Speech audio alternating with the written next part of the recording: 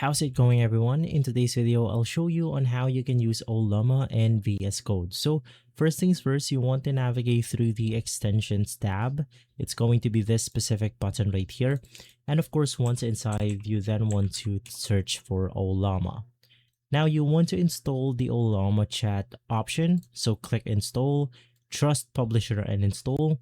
And another thing that you could do is to type continue.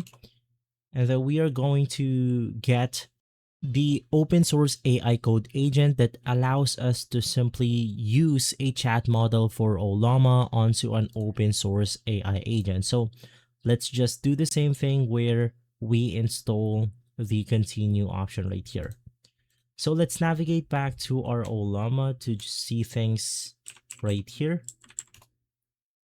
And then you could, of course, once again, just click on the continue option.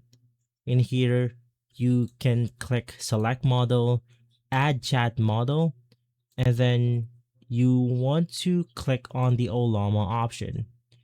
So click connect. And basically from there, you're good to go. You will be able to use Ollama in VS Code online or offline.